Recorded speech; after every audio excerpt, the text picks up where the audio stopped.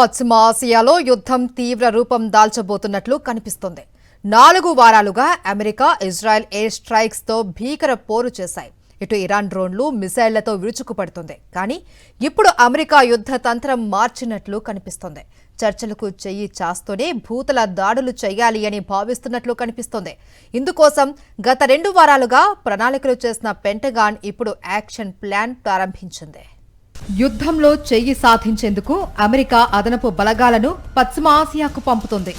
3500 మంది అమెరికా సైనికులు ఇప్పటికే పశ్చిమ ఆసియాకు చేరుకున్నట్లు పెంటగాన్ వర్గాలు వెల్లడించాయి. అమెరికా నావికా దళంలోని USS Tripoli, Boxer, San Diego యుద్ధ నౌకలను పశ్చిమ ఆసియాలో మోహరిస్తోంది ఫెడరల్ ప్రభుత్వం. ఇప్పటి వరకు గగనతల దాడులకు మాత్రమే పరిమితమైన అమెరికా ఇకపై భూతల దాడులకు సిద్ధమవుతుంది.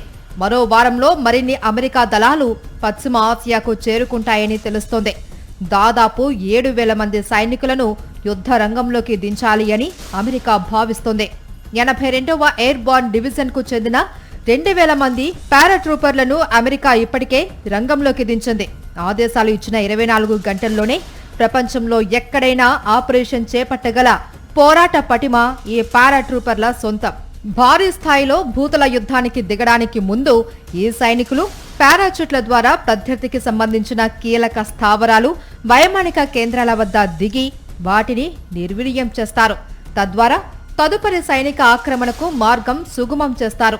రెండో ప్రపంచ యుద్ధం తర్వాత అమెరికా సాగించిన అన్ని యుద్ధాల్లోనూ 82వ డివిజన్ పాలు పంచుకుంది. ఈ డివిజన్ కి తోడుగా యుద్ధ నౌక యుఎస్ఎస్ ట్రిపోలి, ఉభయచర landing dock USS New Orleans లను అగ్రరాజ్యం యుద్ధ రంగంలోకి దించుతోంది. అయితే అమెరికా దాడులను ఎదుర్కొనేందుకు ఇరాన్ సిద్ధంగానే ఉన్నట్లు తెలుస్తోంది.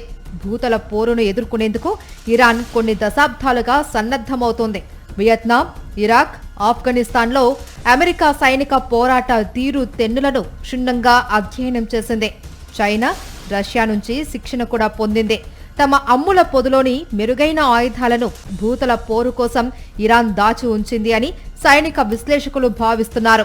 ఇరాన్ సైన్యం, రెవల్యూషనరీ గార్డ్ దళం దేశంలో రక్షణ చర్యలను ముమ్మరం చేశాయి. అమెరికా పదాతి దళానికి మొదటి లక్ష్యంగా భావిస్తున్న ఖర్గ్ దీవితో పాటు ఇతర దీవుల్లో భారీగా మందు పాత్రలను అమరుస్తున్నాయి.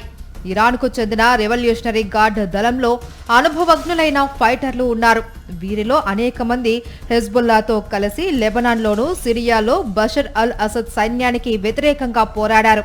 ఈ నేపథ్యంలో అమెరికా దళాలపై గెరిల్లా దాడులు జరిగే వీలుంది. ఫలితంగా అగ్రరాజ్యానికి భారీగా ప్రాణ నష్టం తప్పకపోవచ్చు అని విశ్లేషకులు చెబుతున్నారు.